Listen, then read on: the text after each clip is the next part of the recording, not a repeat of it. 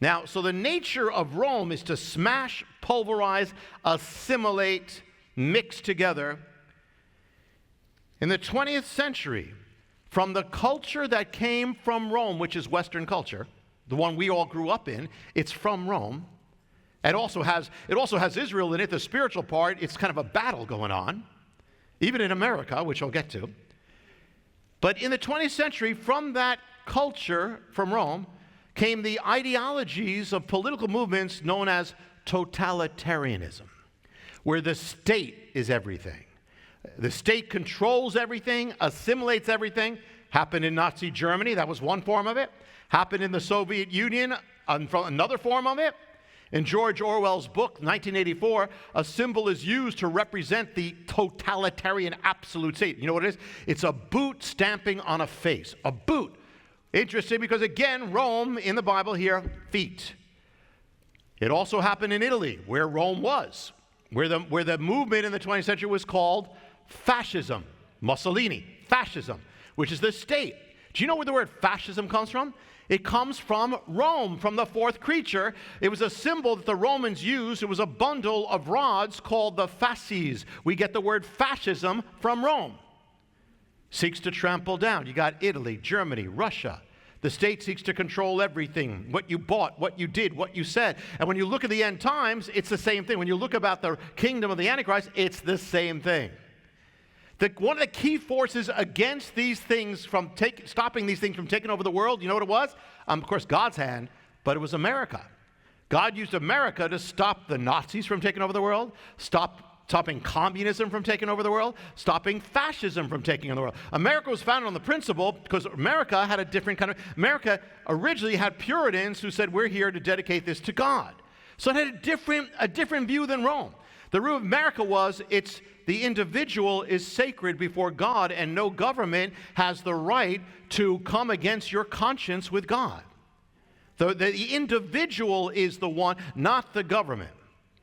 And the conservative impulse in America has always been to be suspicious of the state. Even the founders, they put all these checks and balances because they didn't trust the state being absolute. Now, generally, the left is for now expanding governmental power. Now, there's been totalitarianism on the left and the right, but right now that's generally the thing. Even the issue of taxes, what it generally does, and I'm not here, this is not about taxes, but what taxes generally does is it increases the government because you're giving their money, and it decreases individuals. In recent days, we're watching something in America, the growth of which could be called totalitarianism. Some people call it soft totalitarianism.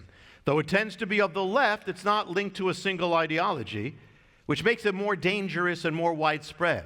It's not like Nazism, where here's the party, here's this. It's a movement that goes against much of what America has stood for much of its existence. A movement that seeks to control your speech, even your thought, if it could, to crush any dissent, to crush anything. Except instead of using the Hebrew word dakak from the Roman, it uses the word cancel. Cancel. The movement is to silence all opposition and force everyone to acknowledge the new morality. It's moving through the government, but not just the government. It's moving through the entertainment industry. It's moving through the media. It's moving through big business now. Big business used to be conservative. It's changing. It's moving through the corporate world. It's moving through the educational system, through children's programming, through the web, through big tech. It's moving even through the army, through all things. Beyond it is a totalitarian thing that most of us who've grown up here are not even used to in America. You know, we started talking like years ago, they talked about, okay, political correctness. Okay, they say, but now this thing has morphed into this. It's the same thing. We will not allow you to speak against, we will not have dissent. In fact, we will seek to force you to speak to agree with what we said. You know, in 1984, George Orwell's warning is that at the end, the government, that's not enough to say don't speak. They seek to force the man to praise the government. Well, that's what it's seeking to do, celebrate. And if you don't celebrate what the Bible says is wrong, we will come again, we will punish you. But that's what Rome did. They sought to force everybody to acknowledge Caesar was God. And you know why when you hear about those things about Christians going to the lions, you know why they went out? Because of that. because they refused to offer sacrifices or incense to Caesar. That's why they went to their death. Hi, I'm Jonathan Cahn. Thanks for checking out my YouTube channel. I hope you were blessed with the video. Make sure you hit the subscribe button and tap the bell icon so you're notified every time a new video is posted.